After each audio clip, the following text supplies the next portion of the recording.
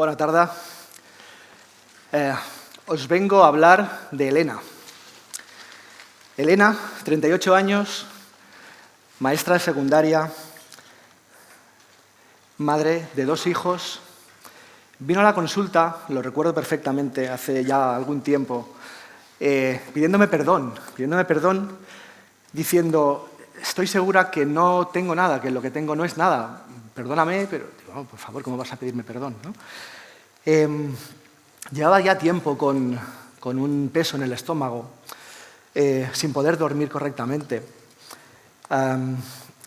con alternancia, es decir, semanas alternando diarrea con estreñimiento, con una sensación de distensión abdominal, una tripa hinchada y un dolor en la zona del intestino, alrededor del ombligo aproximadamente, en los peores momentos del día. Fue a su médico de cabecera, como es evidente y es lo más lógico, ¿no?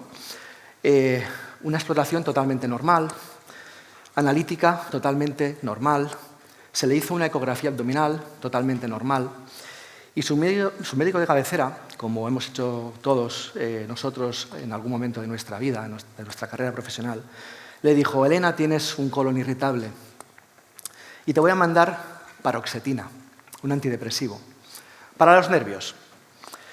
Elena no se lo tomó y es cuando me vino a ver y yo le pregunté, ¿por qué no te lo has tomado?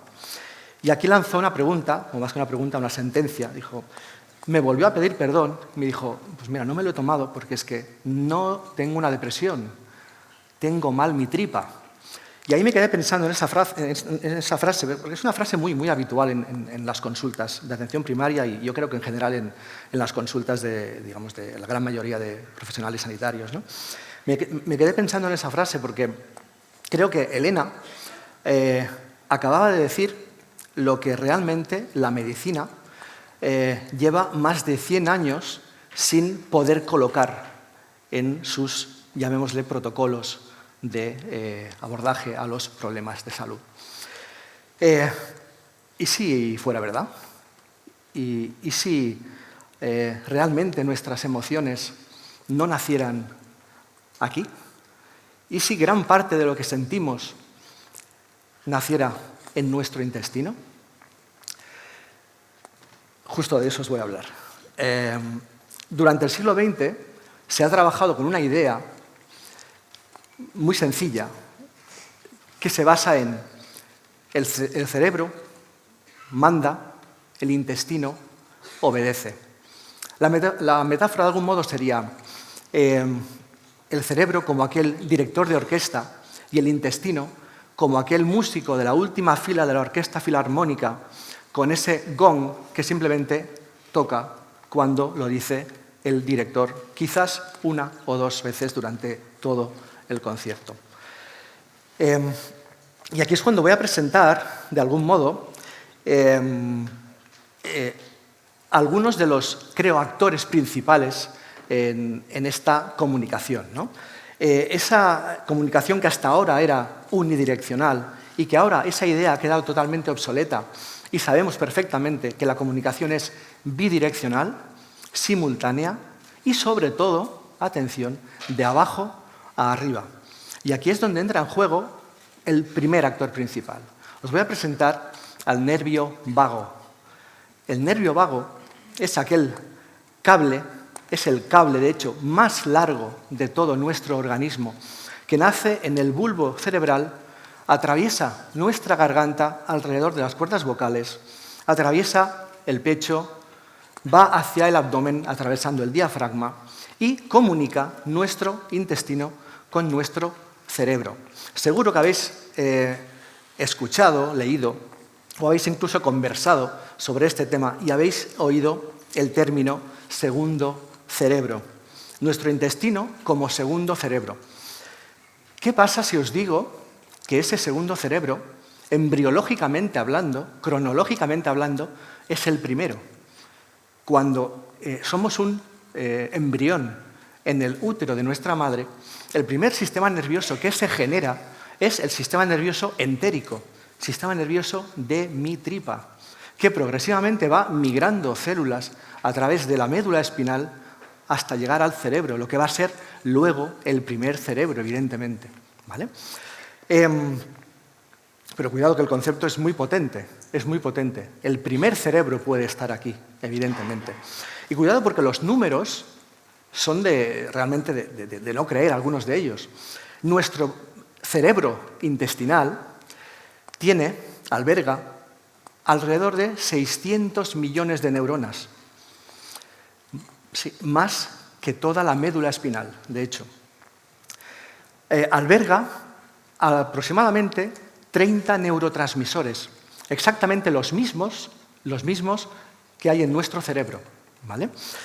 Alberga sustancias como la serotonina, la hormona de la felicidad, la dopamina, la hormona de la motivación, digamos, ¿no? Y seguro que habéis oído sobre esa serotonina, que el 90% de esa serotonina se genera en nuestro intestino. Pero eso no es tan fácil como entender que esa serotonina sube hacia nuestro cerebro. No es felicidad embotellada lo que lanzamos ahí, ¿no? Pero sí lanza mensajes. Dice, aquí va todo bien, sigamos con nuestra vida. O, aquí hay un incendio, ayúdame a apagarlo. ¿Y quién apaga ese incendio?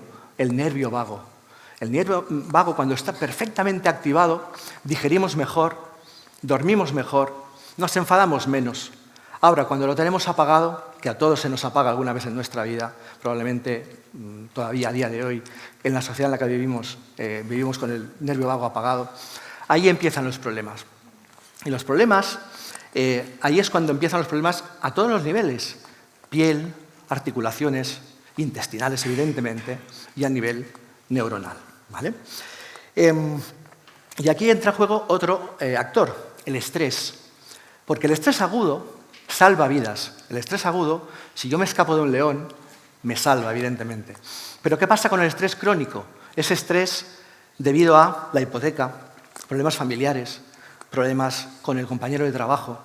Ese genera cortisol que acaba generando roturas en las células intestinales y a través de esas roturas se acaban colando sustancias que provocan neuroinflamación, niebla mental, obnubilación, confusión, sensación de dificultad para la retención lectora, dificultad para la memoria, ¿no? Pero, cuidado porque, ¿qué podemos hacer para mejorar eso? Lo tenemos en nuestra mano. Lo tenemos en nuestra mano y es totalmente gratuito. Ahora iremos a por ello, ¿vale?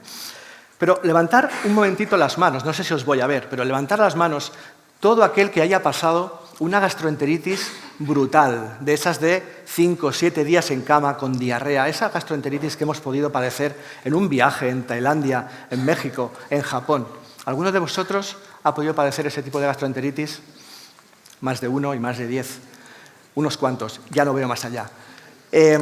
Pues cuidado, porque 3 de cada 10 personas con ese tipo de cuadro pueden prolongar su malestar, o sea, no recuperan durante años su bienestar físico y emocional.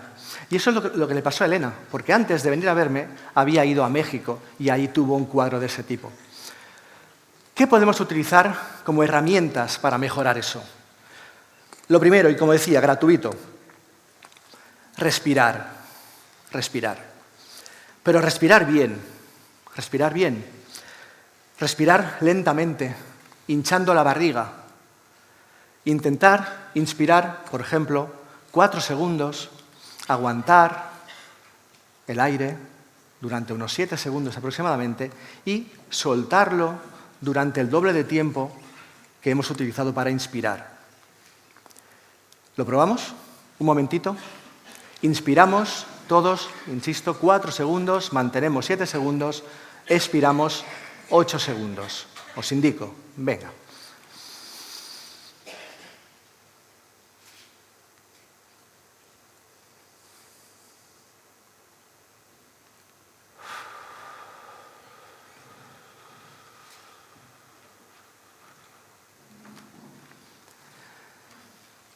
Esta estrategia, utilizada en sesiones de 5 minutos cada día durante 6 semanas, ha evidenciado en estudios que modulan el nervio vago. Así de sencillo, ¿Vale? Y realmente esto no hay ni superalimento, ni suplemento, ni gurú que le llegue a la suela de los zapatos a esta estrategia.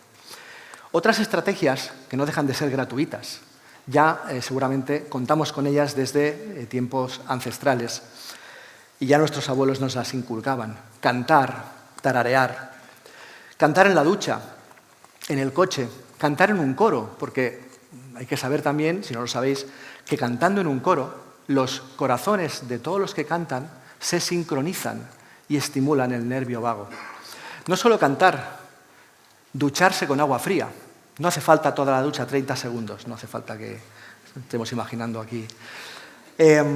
Dormir del lado derecho, ¿vale? No sé cómo dormís, pero a partir de ahora fijaros en ello.